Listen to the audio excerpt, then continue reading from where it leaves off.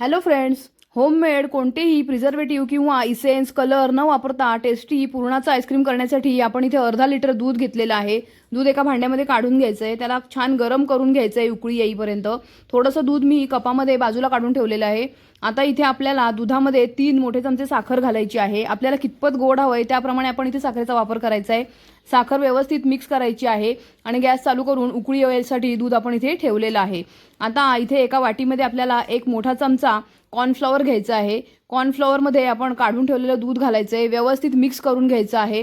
हे सगळं गुठळ्या मोडेपर्यंत आपल्याला कॉर्नफ्लॉवर एकजीव करून घ्यायचं आहे। छान छान टेस्टी रेसिपी माझ्या चॅनलवर अपलोड आहे। चॅनलवर जर नवीन असाल तर चॅनलला सबस्क्राइब करा। रेसिपी आवडली असेल तर लाईक करा, शेअर करा आणि कमेंट करायला विसरू नका।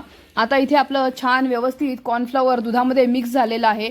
आपला गॅस चालू आहे। इथे होऊ शकता छान दुधाला अशी उकळ सुद्धा आलेली आहे, दूध वर आलंय। आता आपण त्यामध्ये हे जे कॉर्नफ्लॉवर मिक्स करून ठेवलेलं दूध आहे ते ॲड करायचे, व्यवस्थित ढवळून घ्यायचे। कॉर्नफ्लॉवर मिक्स केल्यामुळे एक दुधाला छान घट्टपणा येतो। इथे मी अर्धी खोबऱ्याची वाटी घेतलेली आहे, ओलं नारळ आहे ते फोडून घेतले, त्यातली अर्धी वाटी काढून घ्यायची। त्याच्यात मागचा भाग जो आहे काळा तो आपण सगळा सोलण्याच्या सहाय्याने काढून घेतलेला आहे। त्यानंतर खोबऱ्याचे छान बारीक असे काप करून घ्यायचे आहेत आणि मिक्सरमध्ये ग्राइंड करून घ्यायचे।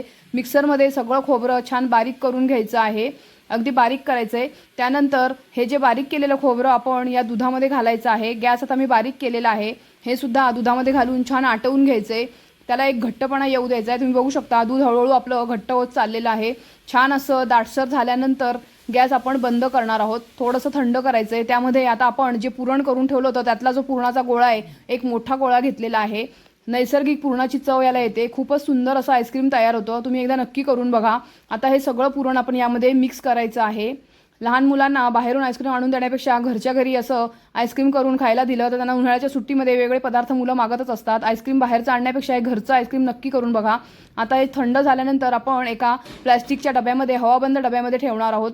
रात्रभर असंच फ्रीजमध्ये ठेवायचं आहे। दुसऱ्या दिवशी सकाळी बघितल्यानंतर अतिशय सुंदर असं आईस्क्रीम तयार होतं।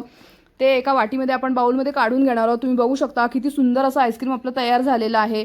त्यावरती आपण ड्रायफ्रूट घालू शकतो, टुटी फ्रुटी घालू शकतो किंवा कलरफुल असे स्प्रिंकल घालून आपण सर्व करू शकतो। रेसिपी आवडली असेल तर लाईक करा, शेअर करा, कमेंट करायला मात्र विसरू नका। अशाच प्रकारचं होममेड आईस्क्रीम तुम्ही पण करून बघा। पुरणपोळी कशी बनवायची, पुरण कसं बनवायचं याचे व्हिडिओ देखील चॅनलवरती अपलोड केलेले आहेत, ते देखील नक्की बघा। पुरणपोळीचा संपूर्ण स्वयंपाक कसा बनवायचा हा देखील व्हिडिओ चॅनलवरती अपलोड आहे, तो पण बघा। आवडला तर लाईक करा, शेअर करा, कमेंट करायला मात्र विसरू नका। चॅनलवरती नवीन असाल तर सबस्क्राईब जरूर करा।